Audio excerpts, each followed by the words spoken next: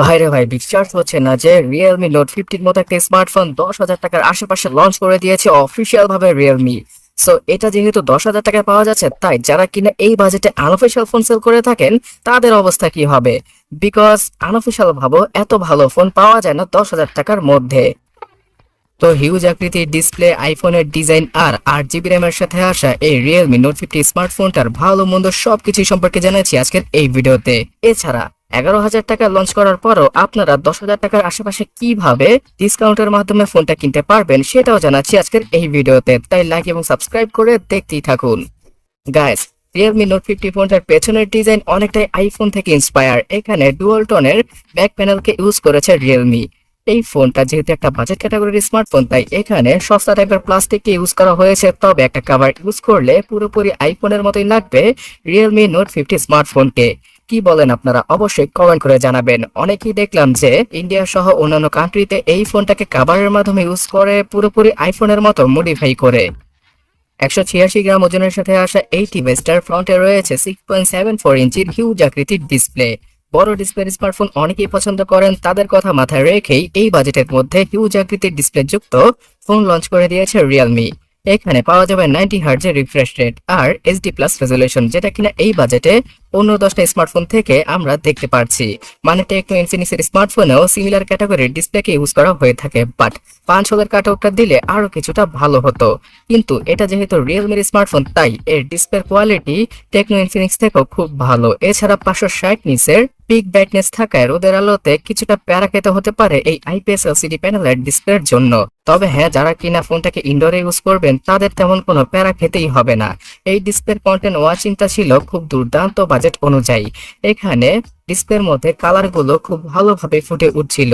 এছাড়া এই ডিভাইসটার যেই নটযুক্ত ইউ শেপের কাটআউটটা রয়েছে, সেখানে আইফোনের মতোই ডাইনামিক আইল্যান্ডকে দিয়ে দিয়েছে রিয়েলমি, যেটাকে কিনা তারা মিনি ক্যাপসুলও বলে থাকে। এখান থেকে বেশ কিছু নোটিফিকেশনের সিস্টেমকে আপনারা দেখতে পারবেন অথবা ইউজ করতে পারবেন, আর এই জিনিসটা অনেক বেশি হেল্পফুল হবে ইউজারদের জন্য। তাছাড়া গাইস, অ্যান্ড্রয়েড 13 এর সাথে আসা এই ডিভাইসটাতে অ্যান্ড্রয়েড 14 এর আপডেটটাও দিয়ে দেওয়া হবে। তবে সবচেয়ে মজার ব্যাপার হচ্ছে কি, রিয়েলমি ইউআই এর টি ভার্সনটা থাকছে এখানে, যেটা কিনা খুব খুব খুব লাইট ওয়েট একটা ইউআই। যারা কিনা দামি দামি রিয়েলমির ফোনগুলোকে দেখেছেন, সেখানে আবিজাবি অনেক কিছু দিয়ে ভরে রাখা হয়, মানে অনেকগুলো ফিচার দেওয়া হয়। বাট এই রিয়েলমির যে লাইট ইউআইটা রয়েছে, যেটা কিনা এই নোট 50 ফোনটা পাওয়া যাবে, সেই ইউআইটার মধ্যে তেমন কোনো ফালতু জিনিস নেই। হ্যাঁ, আপনারা ফিচারগত দিক দিয়ে অনেক কিছুকে মিস করবেন, বাট ভাই, এই বাজেটের মধ্যে একটা ফোন যদি ভালোভাবে চলতে পারে সেটাই আমাদের জন্য অনেক কিছু।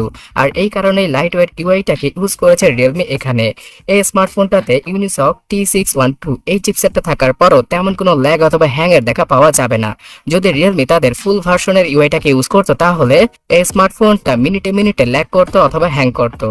তো যাই হোক, এই ইউআই এর মধ্যে বেশ কিছু ব্লোটওয়্যার আর অ্যাডস দেখাও পাওয়া যাবে, যেটা কিনা বর্তমানে ম্যাক্সিমাম স্মার্টফোনেই পাওয়া যায়। তো এই অ্যাপগুলোকে অবশ্যই আনইনস্টল করে ফেলবেন, আর না হয় নোটিফিকেশনগুলোকে ব্লক করে রাখবেন। তাতেই এই ডিভাইসটা থেকে খুব ভালো একটা এক্সপিরিয়েন্স পাওয়া যাবে। গাইস, এই স্মার্টফোনটার 464 ভেরিয়েন্টটা বর্তমানে লঞ্চ করা হয়েছে 10,999 টাকায়, আর 1,000 টাকা বাড়িয়ে আপনাকে কিনতে হবে 4128 জিবির ভেরিয়েন্টটা। তবে বর্তমানে দারাজ অথবা পিকাবুতে এই ডিভাইসটাকেই 200 থেকে আরো 500 টাকা কমে সেল করছে রিয়েলমি, যেটা কিনা আসলেই দুর্দান্ত। এবং আপনারা অফলাইন মার্কেটও খোঁজ নিলে জানতে পারবেন, অনেক সেলাররাই 500 থেকে 1,000 টাকার মতো টেনে টুনে ডিসকাউন্ট দিয়ে দিতে পারে। সো এই কারণে আপনারা 10,000 টাকার আশেপাশে রিয়েলমি নোট 50 কে এখন সেকেন্ডারি ফোন হিসেবে অথবা একটা রাফ ইউজ করার ফোন হিসেবে কিনে নিতে পারেন। এই ডিভাইসটা অনলাইনে কিনতে চাইলে নিচের ডেসক্রিপশন বক্সটা চেক করুন, সেখানে অনলাইন লিঙ্কটা আমি দিয়ে দিয়েছি। অলরাইট, মিডিয়াটেক T612 এই চিপসেটটা কিন্তু T606 এর থেকে খুব ভালো একটা চিপসেট। এখানে গেমিং পারফরমেন্সটা অতটাও ভালো না পাওয়া গেল, একটা স্মার্টফোন এই বাজেটের মধ্যে নরমালি ভালোভাবে ইউজ করার জন্য এই চিপসেটটা খুব ভালো একটা পারফরমেন্স দিয়ে দেবে। রেগুলার লাইফে আপনারা যে কোনো কাজ করে এখানে মজা পাবেন। ফেসবুক লাইট অথবা ইনস্টাগ্রাম লাইট সহ টিকটক লাইটকে ইউজ করলে অবশ্যই ভালো একটা এক্সপিরিয়েন্স পাওয়া যাবে। তবে বড় বড় অ্যাপগুলোকে ইউজ করলে কিছুটা ল্যাগের দেখা পাওয়া যেতে পারে। ভাই, এটা বাজেট ক্যাটাগরির স্মার্টফোন, তো আমরা এই জিনিসটা মেনে নিতে পারি। বর্তমানে টেকনো, ইনফিনিক্স অথবা আইটেল তারা কিন্তু এই বাজেটের মধ্যে মিডিয়াটেক T606 এর সাথে ফোনগুলোকে লঞ্চ করছে। সেই তুলনায় রিয়েলমির এই ফোনটা মার্কেট কাঁপিয়ে দিয়েছে T612 চিপসেটের সাথে। গেমিং এর কথা বলতে গেলে পাবজি ইনস্টল না করলেই ভালো হয়, তবে ফ্রি ফায়ার গেমটা আপনারা খুব ভালোভাবে খেলতে পারবেন লো গ্রাফিক্সে। আর টুকটাক যে সকল গেম রয়েছে সেগুলো আরামসে চলবে, মানে ছোট আকৃতির যেই সকল গেম রয়েছে সেই গেমগুলো আরামসে চলবে নোট 50 ডিভাইসটায়। 4 জিবি র্যাম থাকায় এখানে মাল্টিটাস্কিং এ হয়তো কিছুটা প্যারা খেতে হতে পারে, বাট এই ফোনটার 4 জিবি র্যামের সাথে আরো 4 জিবি র্যামকে এক্সট্রা যুক্ত করে আপনারা 8 জিবি র্যামের ভার্চুয়াল ফিলিংটা পেয়ে যাবেন মনে মনে, যেটা হয়তো তেমন একটা কাজে আসবে না, বাট মনের শান্তির জন্য আপনারা এই জিনিসটা করে দেখতে পারেন। বিকজ eMMC 5.1 ক্যাটাগরির ইন্টারনাল মেমোরি দ্বারা তেমন ভালো একটা স্পিড পাওয়া পসিবল নয়। যদি আপনার বাজেট বেশি না হয়ে থাকে তাহলে 64 জিবির ভেরিয়েন্টও নিতে পারেন, বিকজ এই ডিভাইসটাতে এসডি কার্ডের মাধ্যমে 512 জিবি পর্যন্ত আরো মেমোরি কার্ড ইউজ করা পসিবল, সাথে আরো দুইটা 4G সিমকে একসাথে ইউজ করতে পারবেন, যেটা কিনা আমেজিং। সো এতক্ষণ অবধি এই ফোনটার স্পেসিফিকেশন শুনে আপনাদের কাছে ভালো লাগতেই পারে, কিন্তু এই ডিভাইসটার সেলফি ক্যামেরাটা অতটাও ভালো নয়।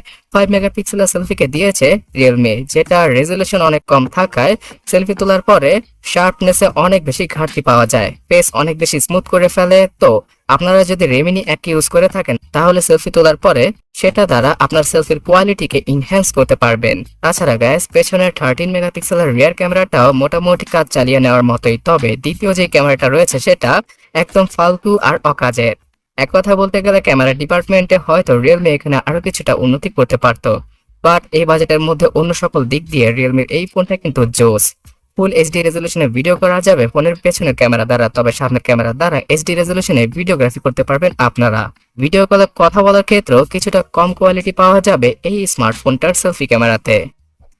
গাইস, এই ডিভাইসটাতে রয়েছে single loud speaker, 3.5 mm headphone জ্যাকের গর্ত, ওয়াইফাই ব্লুটুথ সহ এফএম রেডিওর সাপোর্ট। তবে হ্যাঁ, এনএফসি সাপোর্টটা দেয়নি রিয়েলমি, তো আপনারা কার্ড পেমেন্ট গুলো ওয়্যারলেসলি করতে পারবেন না। আর ফোনের দরজা খোলার জন্য সাইড মাউন্টেড ফিঙ্গারপ্রিন্ট স্ক্যানারের সাথেই আসে Realme Note 50 ডিভাইসটি। এখানে 5000 mAh এর ব্যাটারি থাকায় আপনারা একদিনের মতো ব্যাটারি ব্যাকআপ পেয়ে যাবেন টেনে টুনে।